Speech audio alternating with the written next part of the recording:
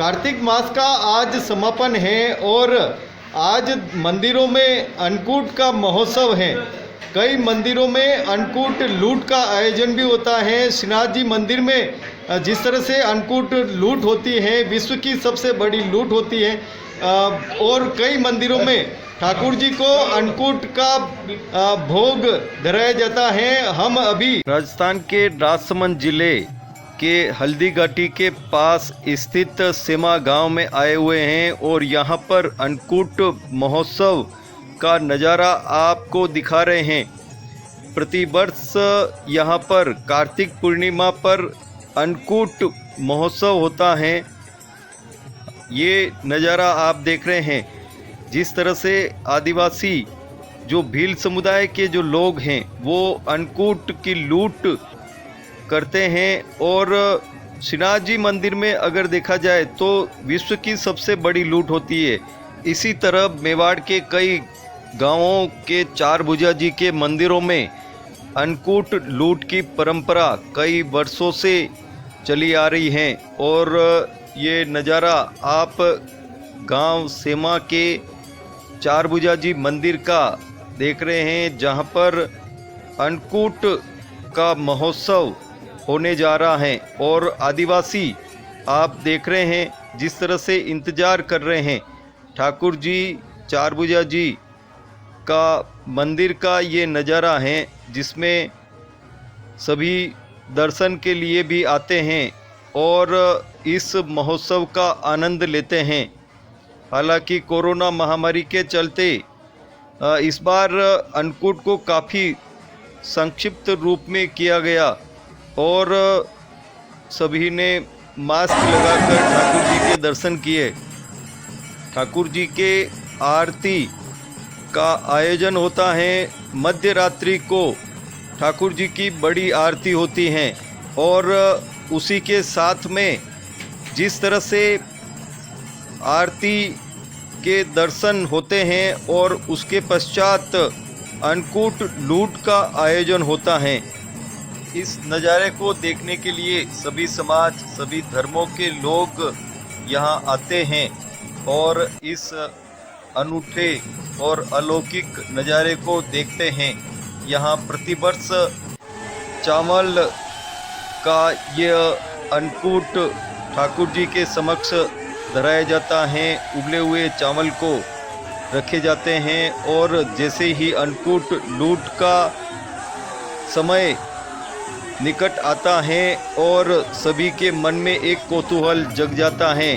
आदिवासी प्रतीक्षा करते हैं किवाड़ खुलने की, ठाकुर जी का ये दरवाज़ा, और ये दरवाज़ा खुला और सभी आदिवासी भील समुदाय के लोग अन्नकूट को लूटने के लिए मंदिर में गए हैं। और ये मंदिर के अंदर का नज़ारा आपको दिखा रहे हैं।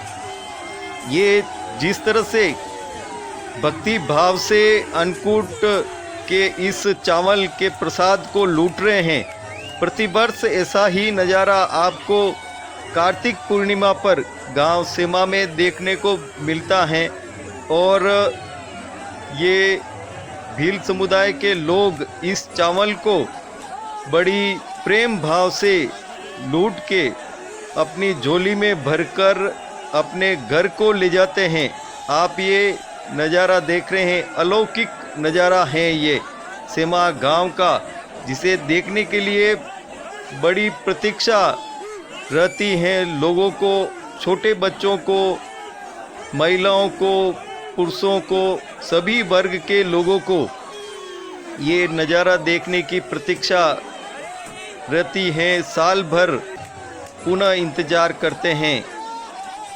इस अन्नकूट की क्या विशेषता है, क्या महत्ता है और किस तरह से आयोजन होता है, जानते हैं सरपंच संदीप श्रीमाली व गांव के गणमान्य लोगों से। सेमा गांव का है, चार भुजा नाथ मंदिर में 54वां अन्नकूट महोत्सव है। यहाँ पे बड़े धूमधाम से और हर्षोल्लास से मनाया जाता है और हर घर से सेवा ली जाती है। यहाँ एक यूनिक परंपरा है कि हर घर से इस यज्ञ आहुति जो कुंड है चावल वाला, उस कुंड में सभी की आहुति ली जाती है। वो गरीब घर से हो, अमीर से हो, हर किसी चारों वर्ण से, किसी भी वर्ण से हो, सबका सहयोग इसमें लिया जाता है। और अब की बार विशेष अनुष्ठान किया गया है श्रीनाथ जी का जो 56 भोग है बाल भोग का, उनके श्रीनाथ जी की परंपरा के अनुसार भोग की बनाए गए पकवान बनाए गए जो ठाकुर जी को रिझाने के लिए हमने उनका अन्नकूट का महोत्सव का आयोजन किया है।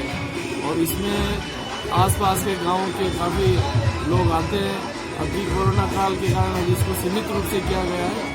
भविष्य में इसको बहुत हर्षोल्लास से मेले के रूप में इसको सेमा ग्राम पंचायत में मनाया जाएगा।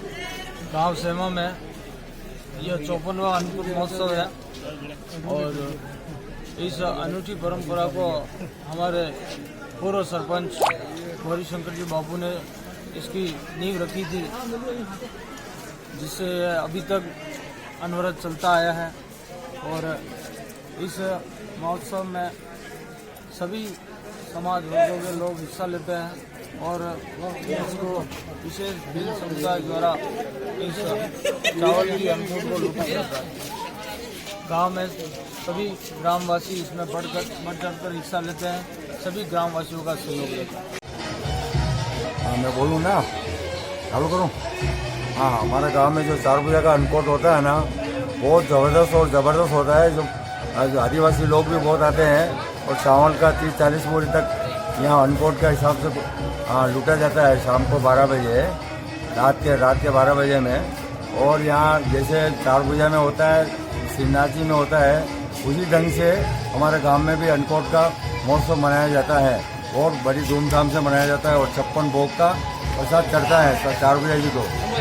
इसी तरह बहुत लोग यहाँ 400-500 के करीब इकट्ठा होते हैं और अभी कोरोना के हिसाब से बहुत कम हुए। ये अन्नकूट के अंदर गांव के सभी संप्रदाय के लोग बहुत सहयोग करते हैं और अपने अपने हिसाब से दान पुण्य करते हैं और पैसा भी लिखते हैं।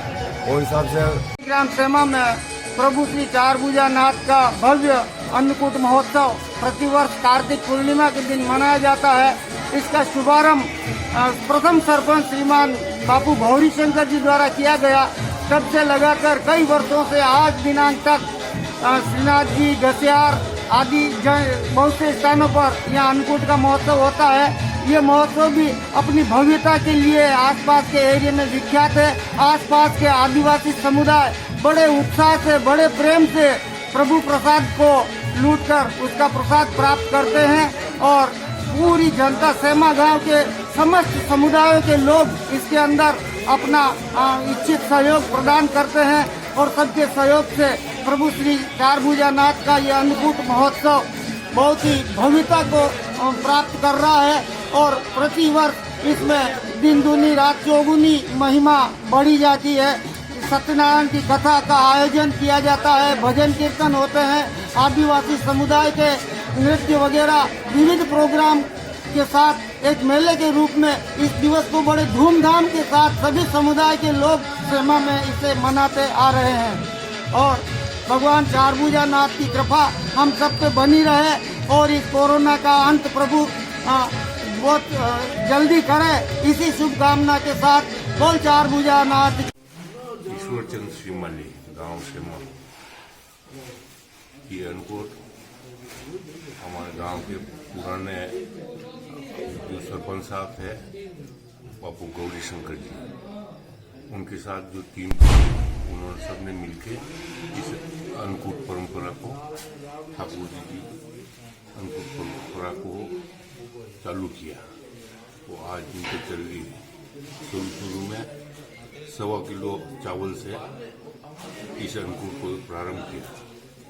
उस समय हमारे गांव के आदिवासी में मावा जी और देवा जी, उनके साथ जो भी थे उन्होंने प्रसाद को वो 1.25 किलो चावल को भी उस समय लूटा था। उसके बाद 2 बोरी चावल हुए उनके साथ, उसके बाद 11 बोरी चावल हुए और ऐसे होते होते होते आज हमारे यहाँ पे ठाकुर जी की पूरी मेहर है कि चावल गांव सरदारपुरा आज अन्नकूट को प्रसाद सेमा में लेवा यहाँ जो अंडे सुखे मां राबड़ी बनाऊंगा अंडे बाद चावल में खिचड़ी बना के खाऊंगा प्रसाद सुक्का प्रसाद ने खावा बढ़िया। कार्तिक पूर्णिमा के अवसर पर जिलों की नगरी उदयपुर के सत्यनारायण मंदिर में अन्नकूट का महोत्सव होता है और इस अवसर पर भक्तों की भारी भीड़ दर्शनों के लिए लगती है, लेकिन कोरोना काल के चलते इस बार सत्यनारायण मंदिर में संक्षिप्त रूप में ये कार्यक्रम हुआ।